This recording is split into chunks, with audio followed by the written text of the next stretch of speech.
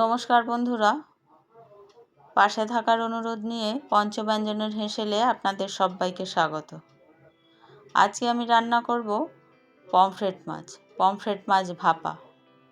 তার জন্য আমি পমফ্রেট মাছগুলোর গায়ে একটু ছোট করে কেটে নিয়েছি।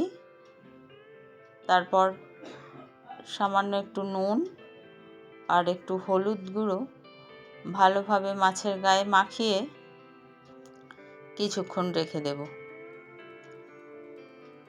আর ততক্ষণ আমি মাছের জন্য একটা মশলা তৈরি করে নেব। তার জন্য আমি একটা গ্রাইন্ডিং জারের মধ্যে 2 চামচ কালো সর্ষে, 2 চামচ সাদা সর্ষে আর 3 চামচ পোস্ত দিয়ে সামান্য একটু নুন দিয়ে দিলাম। দিয়ে আমি ভালোভাবে গ্রাইন্ড করে নিলাম। মশলাটা কিন্তু ভালোভাবে গ্রাইন্ড হয়ে গেছে। এবার আমি এর মধ্যে দিয়ে দিলাম 2 টেবিল চামচ টক দই আর দেব কিছুটা কাঁচা লঙ্কা। কাঁচা লঙ্কাটা অবশ্যই আমরা যে যার স্বাদ মতো দেব। সামান্য একটু জল দিয়ে মশলাটা ভালোভাবে পেস্ট করে নিয়ে যে পাত্রটায় আমি মাছটা ভাপাবো তার মধ্যে নিয়ে নিলাম। তারপর দিলাম একটু হলুদ, স্বাদ মতো নুন আর মিক্সির বাটিটা ধুয়ে কিছুটা জল দিলাম আর দিলাম কাঁচা সর্ষের তেল। এবার মশলাগুলোকে ভালোভাবে মেশাতে হবে, সব মশলা যেন খুব ভালোভাবে মিশে যায়।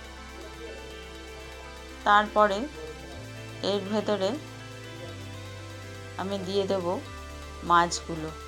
আর ততক্ষণ আমি একটা গামলায় জল গরম হতে বসিয়ে দিয়েছি মাছগুলো ভাপানোর জন্য।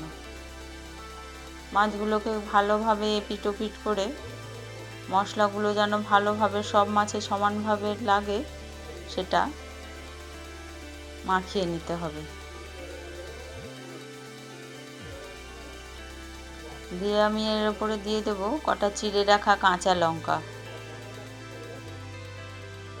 দিয়ে 10 মিনিট আমি ঢাকনা চাপা দিয়ে ম্যারিনেশনের জন্য রেখে দেব।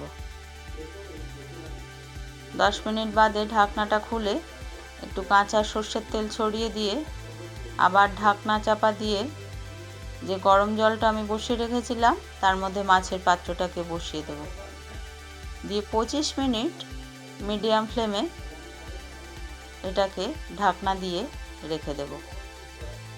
25 মিনিট বাদে গ্যাসটাকে বন্ধ করে দিয়ে আরও 10 মিনিট স্ট্যান্ডিং টাইম দিয়ে আমি মাছটাকে বের করে নিলাম।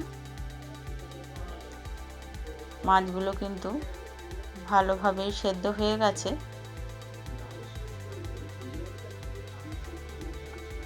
তৈরি হয়ে গেছে পমফ্রেট মাছ ভাপা বা ভাপা পমফ্রেট। এটা কিন্তু সার্ভ করার জন্য একেবারেই রেডি।